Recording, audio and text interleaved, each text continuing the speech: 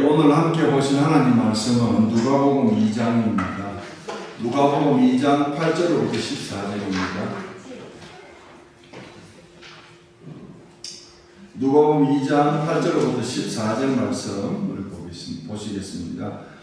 그 지역에 목자들이 밤에 밖에서 자기 양떼를 지키더니 주의 사자가 곁에 서고 주의 영광이 그들을 두루 비치매 크게 무서워하는지라. 천사가 이르되 무서워하지 말라. 보라, 내가 온 백성에게 미칠 큰 기쁨의 좋은 소식을 너희에게 전하노라.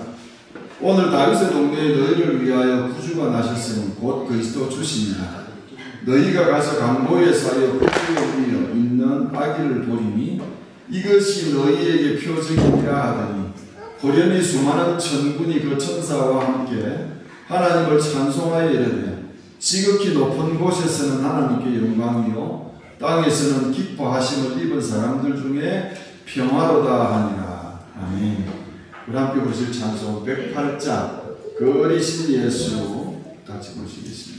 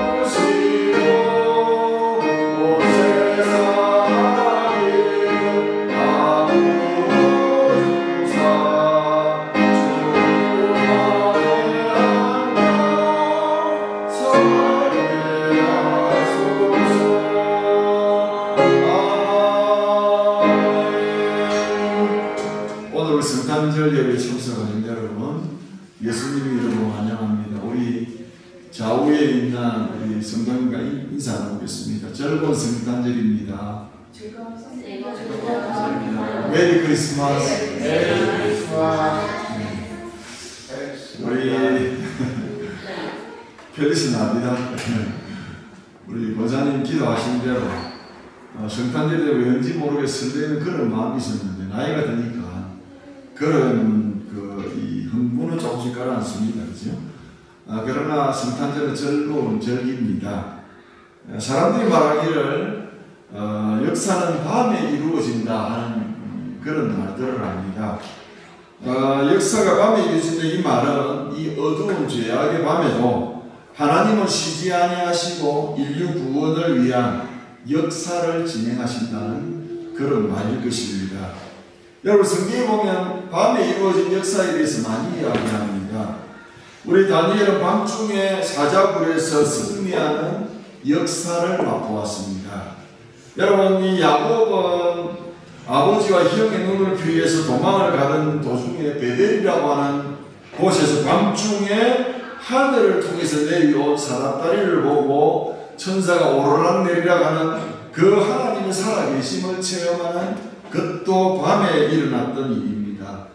그리고 또 돌아올 때에 이제 고향으로 돌아올 때에 이 야곱이 야곱강가에서 밤에 천사와 함께 씨름하고 오늘 분이엘이라고 하는 이름을 새로 받았던 그런 역사를 체험한 것도 밤이었습니다. 여러분 복음을 전하다가 빌립보 감옥에 갇혀가지고 그야말로 옥중 생활하는 바울과 신라가 하나님의 살아계심을 체험하는 것도 밤이었습니다. 밤에 기도하고 찬송했더니 옥터가 흔들리고 옥문이 열렸다. 그래서 그 하나님의 그 도우심을 체험했다라고 이야기했습니다. 정말로 신기하고 놀라운 일들은 밤에 이루어진 경우가 많았습니다. 하나님은 온갖 죄악의 밤을 종식시키시기 위하여 이 밤에 기적을 낳았습니다. 오늘도 우리 본문에 보니까 8절에 보니까 그 지역의 목자들이 밤에 밖에서 자기 양떼를 지키더니 라고 이야기했습니다.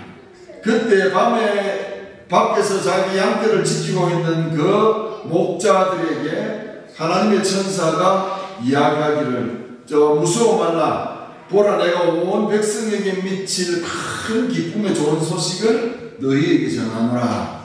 그러면서 성탄의 소식을 전했습니다. 오늘날 다윗의 동네에 너희를 위하여 구주가 나셨으니 곧 그리스도 주시니라. 중대한 성명을 발표하게 되었습니다. 여러분, 성탄의 기쁜 소식은 기독교 메시지 전체를 요약한 말씀입니다. 예수님의 탄생의 성탄 소식은 온 백성에게 미칠 기쁨의 좋은 소식이라 그렇게 이야기했습니다. 이 기쁨의 좋은 소식이 무엇입니까? 복음입니다. 구원의 큰 기쁨의 뉴스요 축복의 소리라 이 말입니다.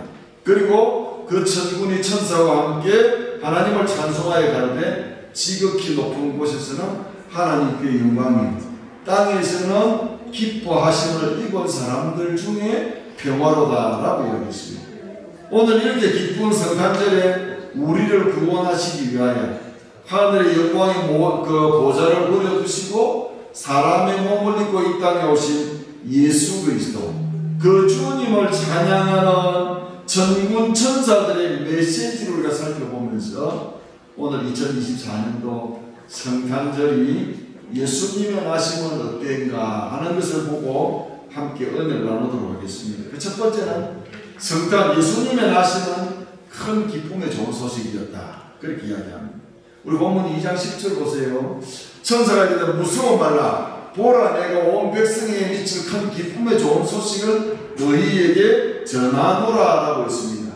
들의 양치던 목자에게 나타난 천사가 하는 말이 성탄의 소식을 전했습니다. 그런데 참 이상한 것은 그 성탄의 소식을 전할 때에 앞에 뭐라고 그랬냐면 무서워 말라 그랬습니다. 요걸 헬라에 보니까 포비오라고 얘기했습니다. 이것이 파생된 것이 우리 스페인어나 영어에서 말하는 포비아, 두려워, 놀라는 것, 그런 이야기입니다. 여러분, 이 놀라는 것, 무서워하지 말라 이 말은 비단 이 들에서 양치던 목자에게만 전해진 이야기가 아닙니다. 이미 우리는 아는 대로 대제사장 사가랴가 지금 부인 엘리사벳이 잉태하는 소식을 천사로부터 들을 때에 누가복음 1장 13절에 보면 그때도 먼저 하는 말이 놀라지 마라 그렇게 얘기했습니다. 그 이유는 나이 많은 자기 부인 이 엘리사벳이 하나님의 성령으로 잉태되었는데 그 잉태된 아들은 예수님의 길을 예비하는 그 요한이라고 하는 그 아들이 잉태되었다 그렇게 얘기했습니다. 근데 그걸 믿지 못했던 이 사가랴를 알고 하나님 아무리 그리 이야기하셔도 나도 나이가 많고 내 부인인 엘리사벳도 이제는 경수 생리가 끝이 나서 이제는 더 이상 임신할 수 없는 그런 여자인데 어떻게 그렇게 임신을 하겠습니까? 라고 하는 이야기가 있습니다. 그때 하나님이 내가 하는 일을 믿지 못하겠느냐? 그렇다면 너 어디 돌아다니면서 의심스러운 이야기 못하게 입을 막아 벙어리가 되었습니다. 그리고 마지막에 아이가 태어나고 아들 이름을 지어야 되는데 사람들이 이 이름 어떻게 지어야 되느냐? 사가랴가 찾아왔는데 말을 못하니까 종이를 가져오라 그래가지고 그 종이에다가 요한이라고 하는 말을 쓰고 나니까 입이 풀려서 말을 하게 되었습니다. 그 하나님은 당신의 일을 믿지 못하는 사람이 그렇게라도 믿음으로 받아들이도록 해주었습니다. 그때도 무서워한다 그랬습니다. 여러분, 예수님을 잉태한 그 우리 마리아에게도 수태고지 그 잉태한 임신했던 사실을 이야기할 때에도 첫째 나올 때 하는 말이 마리아여 무서워 말라. 그렇게 얘기했습니다. 그 이유는 처녀의 몸이지만 내가 성령으로 잉태되었는데 믿으라는 이야기입니다. 그리고 마리아와 정혼한 요셉도 그 부인된 마리아가 임신했다는 소식 듣고 깜짝 놀라면서 이제는 가만히 결혼 안 해서 이혼은 안 되고 그냥 헤어지기로 결심을 했습니다. 그때 요셉에게 나타났던 그 천사하는 말이 마리아 배에 오기를 무서워 말라. 그렇게 했습니다. 오늘 그 천사가 또 덜에서 양치는 목자에게도 무서워 말라 했습니다. 아니 큰 기쁨에 좋은 소식이라고 했는데 왜 무서워 말라 했을까? 그 기쁜 소식이 무엇이기 때문에 이게 다 놀랐을까? 그 11절이 나옵니다. 11절 보면 오늘 다윗의 동네에 너희를 위하여 구주가 나셨으니 곧 그리스도 주시니라고 했습니다. 예수님이 탄생하는 그 사건이 기쁨에 좋은 소식이다 이 말입니다. 그리스도가 기쁨이며 그리스도가 좋은 소식이다. 기쁨에 좋은 소식이다 이 말은 결국 다른 말로 말하면 복음, 굿뉴스라 이 말이죠. 신약 성경에 처음 나오는 성경은 우리 마태복음, 마가복음, 누가복음, 요한복음, 사복음이 나옵니다. 여기에 주제가 뭐냐? 이 네 사람이 다 똑같이 누구를 이야기하느냐? 예수님, 구주 되신 예수님에 대해서 이야기합니다. 마태는 우리 그럽니다. 왜 그러면 네 사람이 똑같이 예수님을 주제로 성경을 기록했을까? 라고 이야기할 때 성경학자들이 하는 말이 예를 들자면 이런 이야기입니다. 마태는 예수님을 가운데 정중앙에서 보신 그런 기록이고 마가는 오른쪽에서 예수님을 본 기록이고 누가는 왼쪽에서 본 기록이고 요한은 뒤에서 본 기록이다. 그래서 예수님을 총체적으로 기록한 그런 것이 복음이다. 그 얘기입니다. 우리 마가복음 1장 1절도 보면 하나님의 아들 예수 그리스도의 복음의 시작이라 그렇게 이야기합니다. 이사야 선지자는 이 복음을 아름다운 좋은 소식이라고 이사야서 40장 9절에서 말씀하셨습니다. 그렇다면 이 성탄의 계절이 즐거운 이유가 뭐냐? 여러분, 성탄이 즐거운 이유가 크리스마스 트리도 만들고 서로 성탄 카드 보내고 선물 주고 받고 이래서 즐거운 그런 절기가 되느냐? 이런 모든 것도 약간의 즐거움 줄 수 있지만 실제적으로 성탄의 즐거움은 예수님 때문이다 하는 사실입니다. 예수님 때문에 기쁨이 있는 겁니다. 예수님 때문에 우리가 소망이 있는 것입니다. 그 예수님이 우리의 평화를 가져다 주시기 때문에 우리가 기쁨의 절기다 그렇게 얘기합니다. 그렇습니다. 예수님이 이 땅에 오신 그 사건이 바로 기쁨의 소식이라는 이야기입니다. 예수님이 없으면 이 성탄절은 즐거워해야 할 이유가 없습니다. 예수님 때문에 우리가 기뻐합니다. 그래서 예수님이 기쁨의 근원이요. 예수님 때문에 기쁨이 있다 이 말입니다. 그래서 이사야서 9장 3절도 보면 주께서 이 나라를 창성케 하시며 그 즐거움을 더하게 하심으로 추수하는 즐거움과 탈취물을 나누는 때의 즐거움 같이 그들이 즐거워하오니라고 그렇게 기록하고 있습니다. 예수님이 이 땅에 오시니 그 자체가 즐거움이라는 거죠. 예수님 때문에 즐거움이다. 그리스도가 이 땅에 오심으로 비로소 즐거움이 퍼져나가게 되었다. 그랬습니다. 여러분, 우리 아기 예수님이 우리에게 기쁨이요, 즐거움의 원천이다. 그런 얘기입니다. 여러분, 오늘 이 땅에 사는 많은 사람들이 슬픔과 괴로움과 절망과 걱정으로 살아가고 있습니다. 과연 어떻게 해야만 이 기쁨을 회복할 수 있느냐? 시편 16편 11절에 보면 주께서 생명의 일로 내게 보이시니 주의 앞에는 기쁨이 충만하고 주의 우편에는 영원한 즐거움이 있나이다 라고 했습니다. 그렇습니다. 예수님 안에 있을 때 참 기쁨이 있고 예수님 안에 있을 때 참 즐거움이 있다는 사실입니다. 그래서 기독교는 여러분 기쁨의 종교입니다. 여러분, 우리가 살아가면서 여러 가지 일들을 만납니다. 근데 기독교는 참 특이합니다. 사람이 죽었는데 찬송을 부릅니다. 아니, 다른 종교는 사람이 죽으면 고우라는 거 웁니다.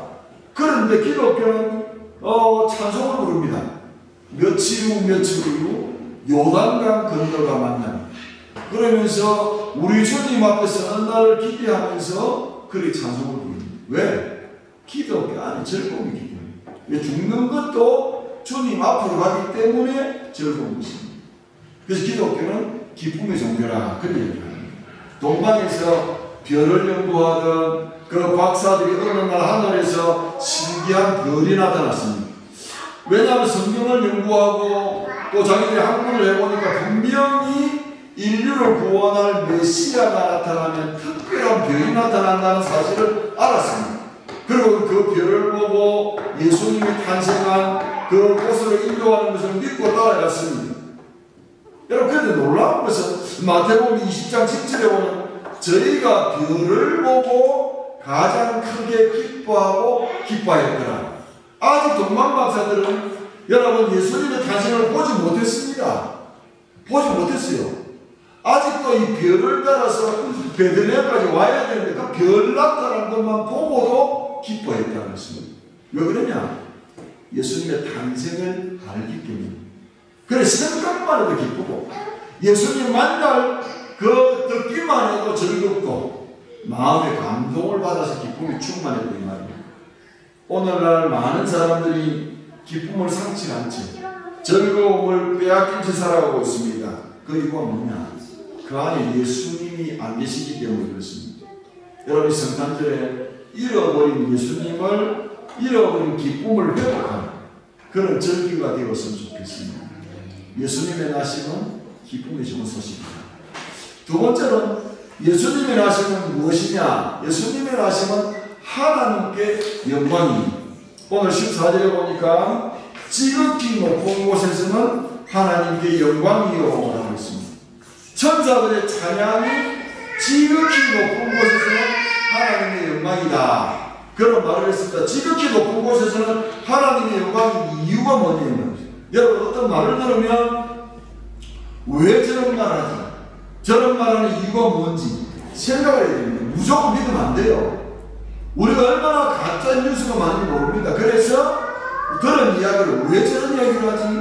저런 말을 하는 목적이 뭐지? 무엇 때문에 저런 말을 하지? 생각을 해야 됩니다. 지극히 높은 곳에서는 하나님의 영광이다. 하나님의 영광의 이유가 뭐냐면 지극히 높은 곳에서 하나님의 영광의 이유가 뭐냐? 인간적인 면으로 바라보자면 결코 영광일 수가 없습니다. 지금 예수님의 나심이 왜 하나님께 영광이 되느냐? 세상에는 영광이 어디 있습니까? 자기 아들을 죽는데 내주는데 아버지가 좋다고 하나님께 영광이다 이렇게 이야기하면 기분 나쁘죠. 생각을 해보세요. 여러분 자기 아들을 사람으로 만들어서 죽는 데까지 가게 하는 것이 어떻게 하나님 앞에 영광이 있냐 이 말입니다. 여러분 그런데 이것을 하나님의 영광이라고 밝혀놓고 있습니다. 그 이유는 예수님이 이 땅에 태어난 것이 인간을 구원하시기 위한 첫걸음이기 때문에 하나님의 영광이다 이 말이죠. 비록 죽는 자리에 가지만 하나님이 처음으로 에덴 이 세상을 만드시고 보시기에 좋았더라 그랬는데 여러분 인간들이 그 사탄의 유혹으로 말미암아 그 선악과를 따먹음으로 말미암아 인간 타락이 왔습니다. 그러니까 그때는 하나님 앞에 가장 슬픈 날이죠. 왜? 아들이 죽는다 그러는데 누가 좋아합니까? 그래서 하나님은 심지어 땅에 사람을 지으심을 한탄하시고 라고 창세기 6장 6절에 이야기합니다. 그만큼 인간이 타락한 것에 대해서 하나님이 슬퍼하셨다 이 말입니다. 그럼에도 불구하고 하나님은 자기가 창조한 인간을 너무나 사랑한 나머지 저들을 구원하시기 위해서 부단한 노력, 부단한 계획들을 이야기하셨습니다. 그래서 율법을 보내주시고 또 선지자를 보내주시고 그리고 하나님이 그 선지자와 율법을 주신 이유는 깨닫고 돌아와서 나와 함께 영원한 삶을 누리자는 이야기입니다. 그런데 사람들은 돌아오기를 주저했습니다. 마침 하나님은 최후로 가장 큰 계획을 세우셨는데 그것은 정말 아끼는 아들 독생자를 이 땅에 보내셔서 십자가의 희생제물로 바치기로 오셨던 그런 원대한 계획을 그렇게 세웠습니다. 그리고는 사랑하는 아들들, 사랑하는 사람들을 죄 사함받고 구원의 길을 열어놓으신 것이 바로 성탄절이 그 첫걸음이라 이 말입니다. 그 무엇보다도 하나님이 가장 기뻐하신 것은 그 예수님이 이 땅에 오셔서 고생하시고 죽으셨다. 십자가 죽으셨다. 그 위대한 계획이지만 죽음의 자리에 나가는데 어떻게 순종할 수 있느냐. 바로 예수님은 그렇게 순종의 자리까지 갔다는 것이 오늘 하나님께 영광이랍니다. 여러분, 부모된 심정은 아이들이 잘 되기를 바랍니다. 자식이 죽는 자리에 간다 그러면 차라리 나를 죽여서라도 우리 아들 좀 살려달라고 애원하는 것이 부모의 심정입니다. 그렇잖아요. 아이고, 우리 아버지는 안 그러던데요. 겉으로는 그래 안 나타내도 속은 그런 마음으로 살아갑니다.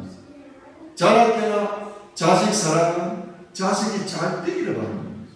그런데 하나님은 그 예수님이 지금 이 땅에 오는 것은 제가 지난번에 말씀드렸습니다만 벌레보다 못한 사람의 이 형체를 버리고 벌레보다 못한 그런 것으로 변화되는 것이 이 땅에 오시는 성탄의 의미라는 거죠. 그 자기 자식을 막 정말 죽는 자리에 내주고 그 자식이 고생하며 살다가 마지막에는 십자가에 죽는 데까지 나가는 그거를 알면도 불구하고 하나님 그걸 기꺼이 내어주셨습니다. 그런데 놀라운 사실은 그렇게 내어준 것뿐만 아니라 그 아들 예수님은 그 아버지의 뜻에 순종하고 모든 길을 묵묵하게 걸어가셨다는 것이 바로 하나님께 영광이다. 그 말입니다. 사랑하는 성도 여러분, 하나님이 우리에게 가장 기뻐하시고 영광 받으시는 것은 하나님의 뜻에 절대 순종하는 것입니다. 우리 앞에 고난이 오든지 풍파가 오든지 하나님의 명령에 순종하는 모습을 보일 때에 하나님이 기뻐하시고 영광을 받으시는 줄 믿으십니다.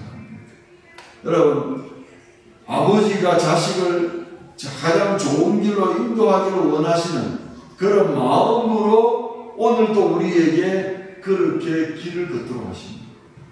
하나님은 지금 내가 당하는 이 고통을 보고 하나님이 얼마나 마음 아파하시고 더 좋은 길을 예비하시고 계시는데 내가 거역하는 그 모습을 보면 하나님 슬퍼하신다는 말이죠. 그러니까 오늘 하나님이 영광을 받으시는 것은 아들 예수님이 십자가에 죽으신 것을 믿고 받아들이고 그 예수로 말미암아 살아가는 그 모습을 가장 기뻐하십니다. 그것이 하나님이 원하시는 뜻이고 또 그 아들 예수님이 원하시는 뜻이 바로 그것입니다. 그래서 성탄은 하나님 앞에 영광이 된다는 말은 우리가 예수 믿고 예수님 앞으로 돌아오는 것을 원하시는 그런 적이다. 그 말입니다. 마지막으로는 오늘 그러면서 예수님의 나심이 어떤 뜻이냐? 이게 보면 우리 14절에 보니까 지극히 높은 곳에서는 하나님께 영광이요 땅에서는 기뻐하심을 입은 사람들 중에 평화로다라고 있습니다. 그러니까 예수님의 나심은 땅에서는 기뻐하심을 입은 사람들 중에 평화인 적이라는 그런 뜻입니다. 예수님의 탄생은 평화의 선포입니다. 우리가 살고 있는 이 시대는 얼마나 불안한지 모릅니다. 여러분, 우리 시대는 전쟁에 대한 불안한 마음이 있습니다. 옛날에는 뭐 전쟁이 벌어졌다 그러면 군인들만 죽습니다. 군인들만. 왜? 칼 쓰고 창 쓰고 활을 쏘기 때문에 우리는 민간인 같으면 전쟁에 참여 안 하니까 별로 어려움이 없습니다. 전쟁이라도 군인들이 죽는 걸 생각하지만 요즘은 전쟁 나면 군인이고 뭐고 민간인이고 다 죽습니다. 그렇게 전쟁 나면 얼마나 불안한지 모릅니다. 이 콜롬비아는 그래도 게릴라 때문에 어려움을 당했습니다만 지금 이 지구상의 유일한 휴전 국가는 대한민국입니다. 북한하고 남한하고 70년 전에 전쟁했다가 휴전하자 해가지고 1953년도 7월 달에 3.86 휴전선을 끊고 전쟁을 쉬었습니다. 아직 그 전쟁 중인 나라가 대한민국입니다. 이게 언제 또 터질지 모릅니다. 그러면 또다시 여러분 전쟁에 그렇게 돌입하는 것입니다. 그 평화의 기간, 인류 전쟁의 역사를 살펴보면 평화의 기간이 그보다 길다는 것을 우리가 압니다만 이 평화의 기간이 뭐냐? 그렇게 말할 때 사람들은 말하기는 전쟁을 준비하는 기간이다. 그런 이야기를 합니다. 그러니까 철학자인 플라톤과 아리스토텔레스는 전쟁을 도시국가의 생명력을 시험하는 건강한 시련 또는 인간 사회의 자연적인 현상이다. 그런 이야기입니다. 전쟁이라는 건 자연스럽게 되죠. 왜? 인간의 욕심 때문에 어쩔 수 없이 일어나는데 이 콜롬비아라고 여러분 안전한 건 아닙니다. 3차 세계대전이 벌어지면 다 죽습니다. 그러면 전쟁은 우리는 뭐 멀리 떨어 있으니까 그 우크라이나 소련하고 싸우고 저 팔레스타인하고 이스라엘 싸우는 게 우리하고 뭐 별로 상관이 없다. 상관이 없는데 말입니다, 여러분. 그 전쟁의 후유증 때문에 우리가 얼마나 힘든지 모릅니다. 전쟁 때문에 그 우크라이나에 있는 그 곡창지대 밀이 그렇게 많이 나는 그 땅이 전쟁터가 되니까 농사를 못 지니까 그 물가가 올라가는 거예요. 전쟁의 후유증입니다. 경제적으로 어려워 있습니다. 그러니까 뭐 자고 나면 오르고 자고 나면 오르고 다 오르는데 월급은 안 오른다. 그래서 경제에 불안이 실들어 지금 살아가고 있습니다. 여러분 테러의 불안이 있습니다. 테러. 콜롬비아는 그래도 좀 안전한 편입니다만 그저께 뉴스에 보면 이 성탄절이 되면 그 광장에서 그 성탄절 시장을 엽니다. 또 독일이나 스웨덴 그 사람들이 성탄절을 맞이해서 와가지고 카드도 사고 거기에 있는 장난감도 사고 또 물건을 사고 그 사람들이 다 모여있는데 어떤 미친 사람 차를 보고 그 많이 있는 사람 앞에 확 들어가고 있어요. 그래서 사람이 죽었어요. 사람이 죽었어요. 여기도 사람 많이 모이면 불안합니다. 왜? 어떤 미친 사람이 또 어떤 짓을 할지 모르니까. 그래서 저는 이렇게 콜롬비아 그래도 이 안전 규칙을 잘 지키는 것 같아요. 왜? 지하에 차를 끌고 이게 주차장에 들어가면 거기 있는 경비원이 창문을 다 열어가지고 이렇게 막 조사를 하더라고. 그래서 알고 좀 귀찮긴 하지만 내 안전을 위해서 그렇게 하는 거에 대해서 굉장히 감사하다 생각합니다. 이런 불안함 속에 지금 우리가 살아가고 있습니다. 여러분 또 한 가지 보면 미래에 대한 불안이 있습니다. 지금 우리 시대에 얼마나 앞으로 어떻게 변할지 모릅니다. 저는 이제 뭐 나이를 먹다 보니까 세상이 이게 변하는데 이 기계가 요즘 새로운 신형이 나오면 도대체 이걸 어떻게 이게 운용을 해야 될지 감이 안 잡히는 그런 경우가 많습니다. 그 미래에 대한 불안, 미래에 대한 불안이 있습니다. 여러분 우리 이 시대에 가장 필요한 게 뭐냐? 평화입니다. 평화로운 삶. 일상에 평화롭다라는 것이 굉장히 큰 축복입니다. 세계에서 가장 전쟁을 많이 겪은 나라 중에 하나가 이스라엘입니다. 이스라엘에서는 인사할 때에 옛날에는 구약시대에는 히브리어로 샬롬 알레카 이러면 친구에게 평강이 있기를 이런 인사했습니다. 히브리어로 하다가 이제 헬라어로 바뀌니까 에이레네 이 말은 평화가 있기를 이야기합니다. 우리는 한국 사람은 얼마나 배를 많이 골랐는지, 그죠? 배고픈 거를 많이 겪어가지고 아침에 일어나서 동네 어른 만나면 진지 다 잡수셨습니까? 밥 먹었습니까? 인사. 얼마나 못 먹었습니까? 그죠? 그 다음 콜롬비아에서는 부에노스디아스 좋은 아침 이렇게 얘기하지만 어쨌든 사람들이 가장 이게 소망하는 것은 평화로운 삶을 살아갔으면 좋겠다는 이야기입니다. 오늘 그런데 이 세상에는 완전한 평화가 없습니다. 일시적인 평화는 있을지 모르지만 완벽한 평화는 없습니다.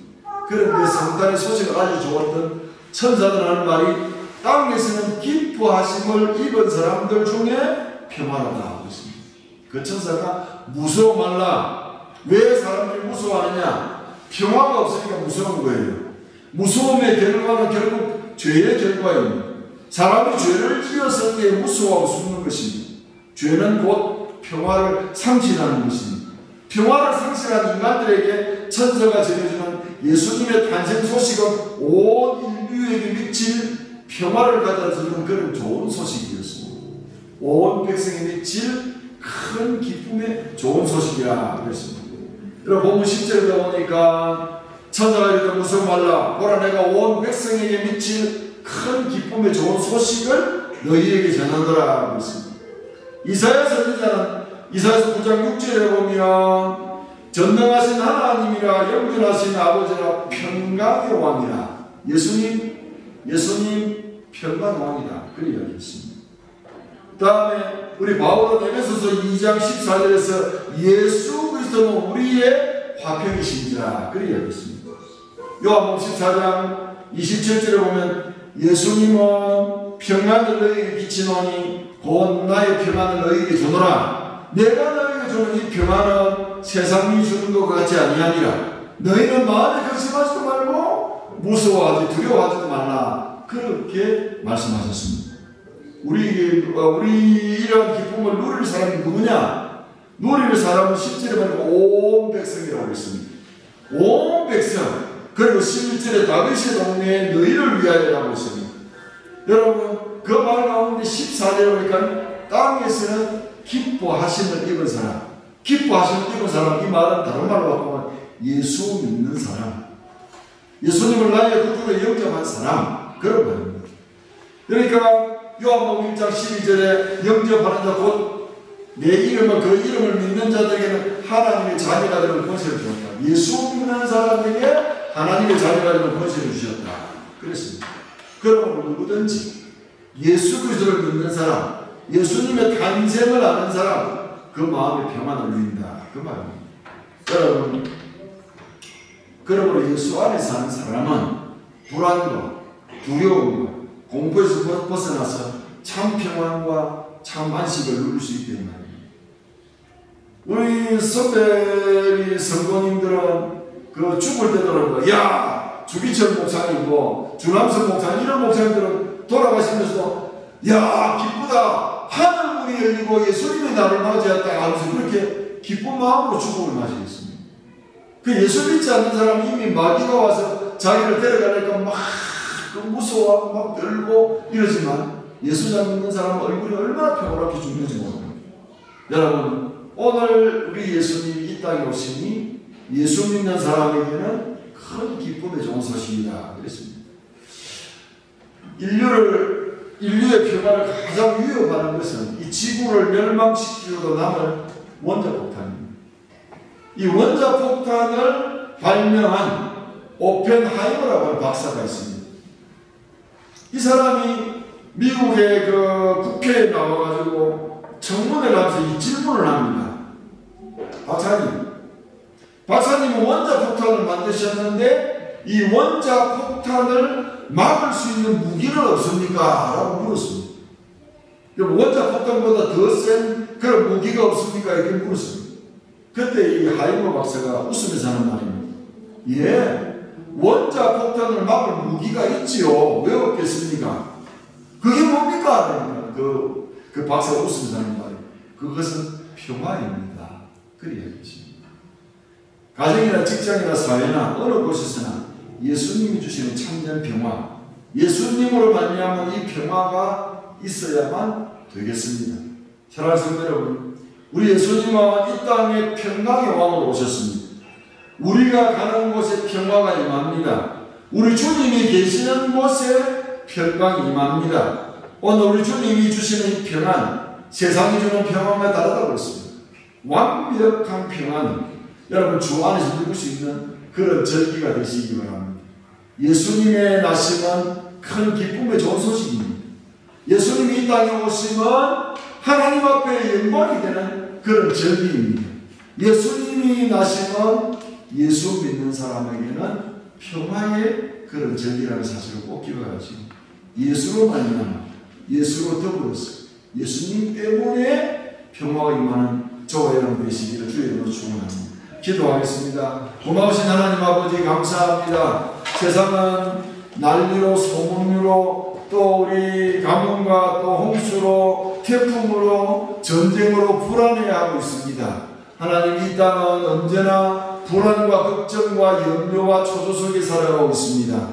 그러한 우리에게 예수님의 나심은 평화의 소식, 기쁨의 좋은 소식이라고 했습니다. 그 예수님으로 말미암아 우리가 평화를 누리고 예수님 때문에 평화롭게 살고 예수님과 더불어 평화로운 삶을 사는 것을 고백합니다. 아버지 하나님, 아직도 이 성탄절의 의미를 모르고 즐거워하는 그런 사람들에게 예수님의 하심은 이런 아름다운 메시지가 있다는 사실을 전가하는 우리 모두가 되게 도와주옵소서. 예수님의 이름으로 기도드립니다. 아멘.